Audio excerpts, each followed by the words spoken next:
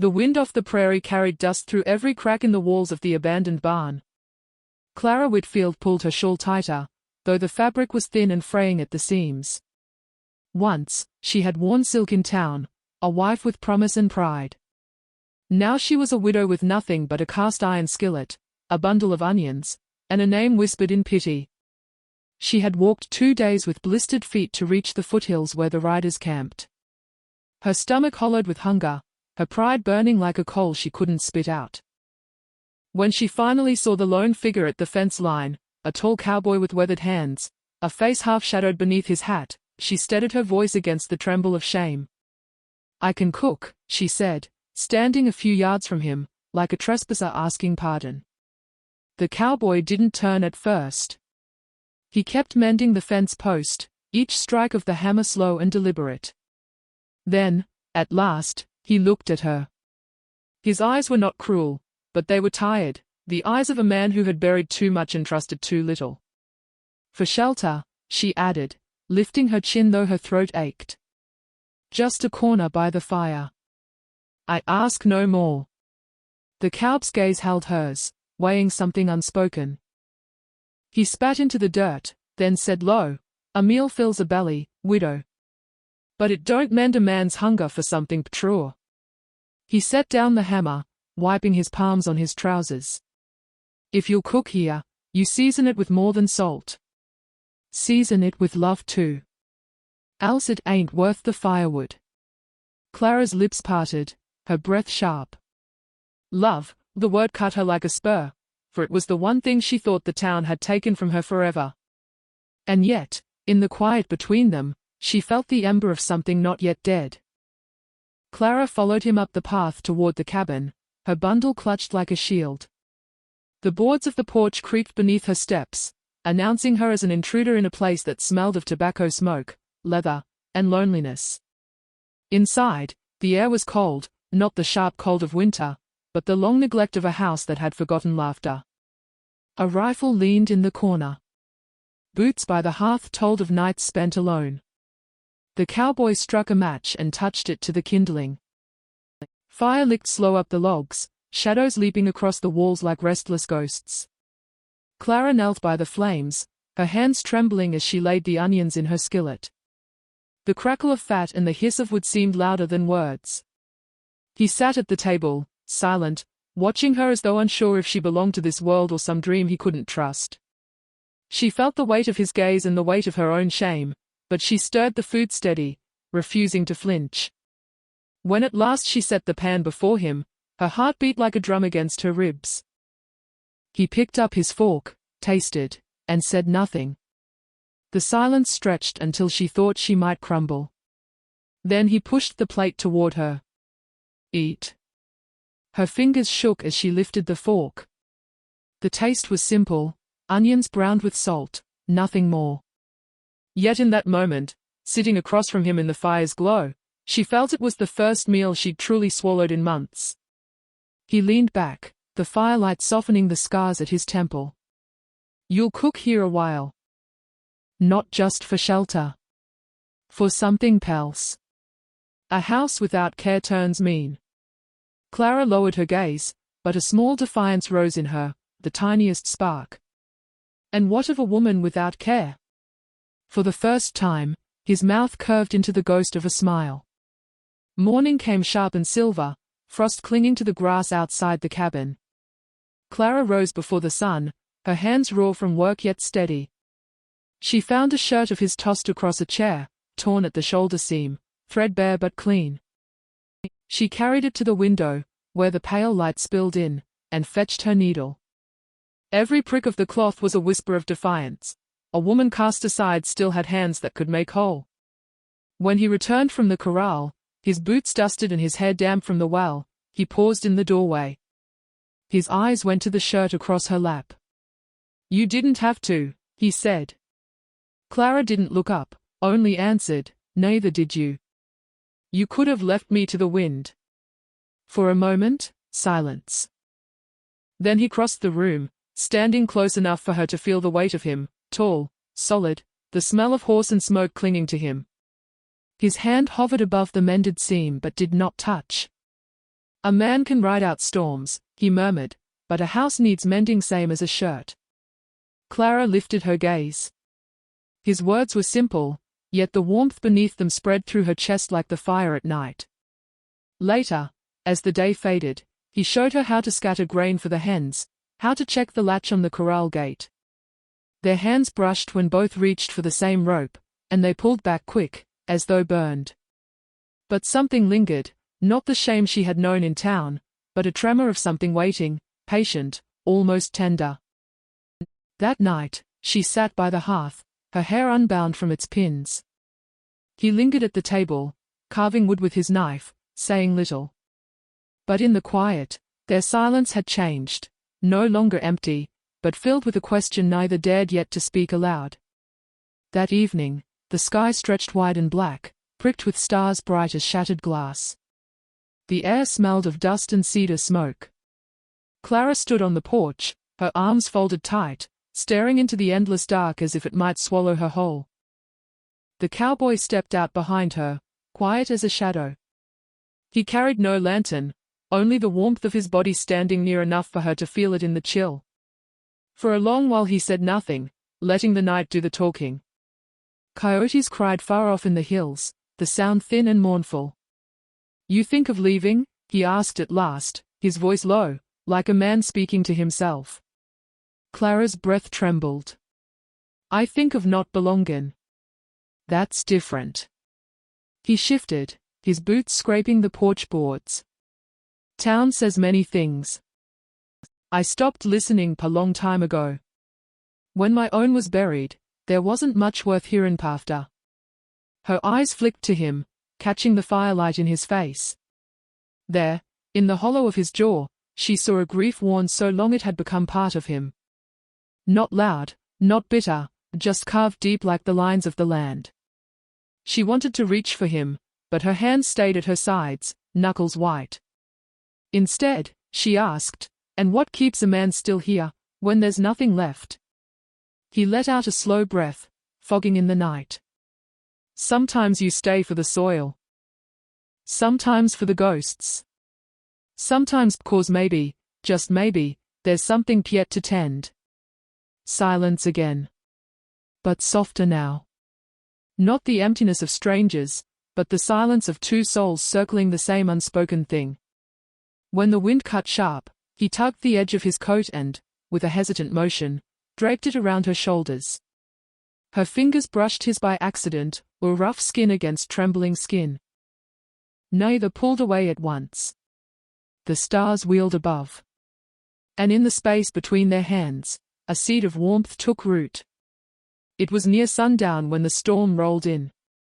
The sky blackened sudden, the wind whipping the prairie grass into waves. He was out with the cattle, riding hard to keep them from breaking through the fence, while Clara struggled at the cabin door, latching shutters that rattled like bones. The storm howled like something alive. Rain slashed sideways, soaking her through as she fought the last shutter closed. When she turned, he was there, dripping, mud streaking his face, eyes sharp with urgency. "You hold the lamp," he barked over the wind, thrusting the reins of his horse toward her. "If it goes dark, they'll scatter." Clara gripped the lamp, her arm trembling, but she held it high against the gale. The light cut through the downpour, a fragile beacon. He worked the herd through the fury, shouting commands she couldn't hear but could feel in the rhythm of his body, in the thunder of hooves. Hours later, the storm broke. The cattle were penned, the land soaked, the cabin trembling but standing. Inside, Clara collapsed by the hearth, her hair plastered to her cheeks. He came in after, boots heavy, chest heaving with exhaustion. "Could have lost the herd," he said. "Would have, if not for your hand." She looked at the lamp, the glass still warm, her knuckles raw from gripping it. For the first time since she'd set foot on his land, she saw not just tolerance in his gaze, but something deeper, respect, quiet and hard-earned. Yet not all storms blew from the sky. The next day, the town came. 3 men rode up, faces hard with the kind of righteousness that cuts deeper than steel. They called her names, spat in the dirt, said she was poison, unfit for any decent house. Clara stood frozen, shame burning hot. But before she could lower her head, the cowboy stepped forward. He placed himself at her side, broad and steady. And when one man sneered, "She ain't fit to season even a pot of beans," the cow's hand brushed hers, a subtle, firm touch. Not a claim, not a spectacle. Just enough to tell her she was no longer standing alone. The men saw it. And though they muttered, they rode off, leaving dust instead of chains. That night, Clara touched her hand where his had rested. For the first time, the brand of shame she carried felt less like a wound, more like a scar being softened by another's touch. Clara kept a small tin box beneath her shawl. She had carried it since the day they lowered her husband into the ground, though she had never dared open it in sight of others. Inside lay the plain gold band of her marriage, tarnished, bent from years of hard work, cold as the grave it came from. To the town, that ring meant disgrace. They whispered that her husband drank himself to ruin because of her, that her prayers had no weight, that a widow was better off silent and unseen. Each glance at the ring made her believe it. It was not memory, it was chains. One night, when the cowboy found her staring at it by the fire, her hands trembling, he said nothing. He simply crouched beside her, his presence steady as stone.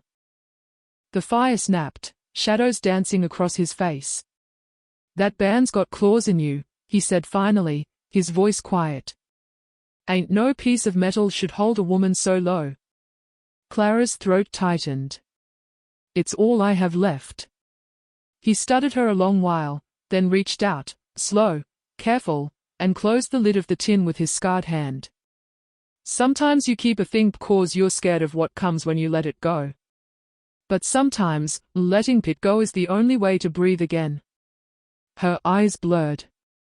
She wanted to hate him for saying it, but instead she felt a crack inside her, not of breaking, but of something loosening. Later, when the night deepened and only the fire still breathed, Clara rose, lifted the ring, and set it gently into the flames. Gold glowed, bent, and melted into ash. Her hands shook, but she stood tall.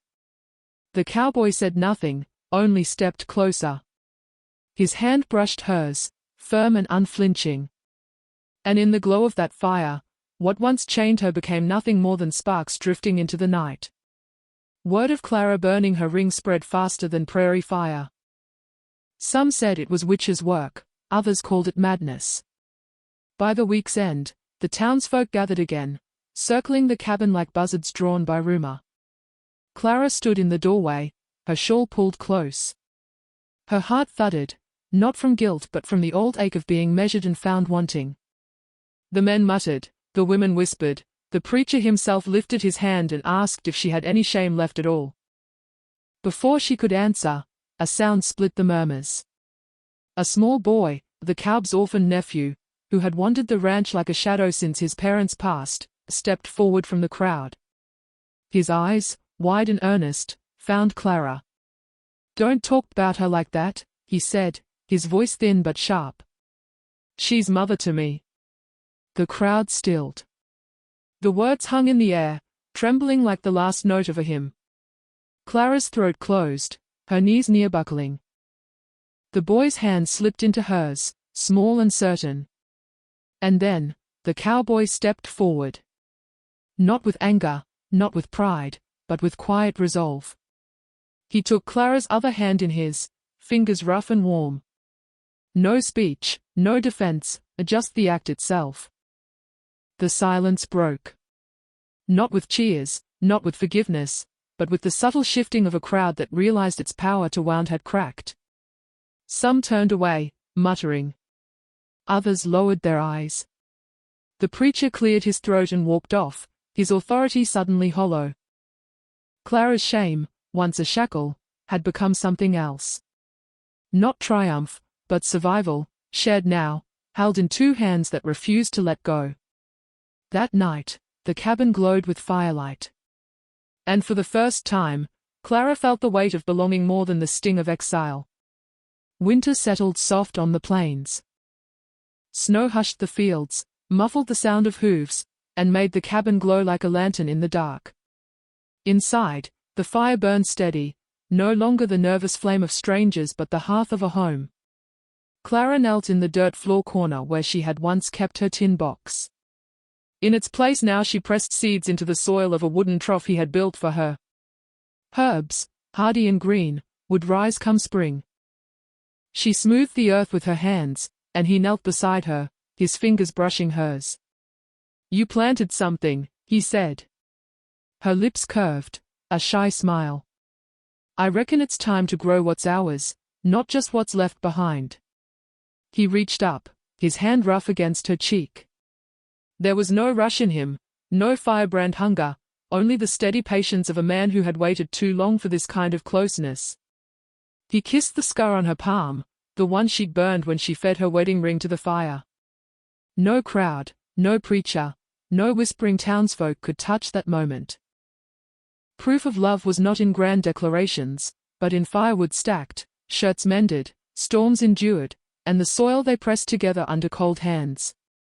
The boy slept by the hearth, curled in a quilt Clara had patched. Outside, the wind moaned, but inside, the cabin glowed with firelight and the quiet rhythm of survival, shared, earned, tender. And if you listen close to the wind of Dry Creek nights, some say you'll still hear the whisper of that tale. What keeps a heart alive in the desert? A kiss, a scar, or the memory of one hand that never let go?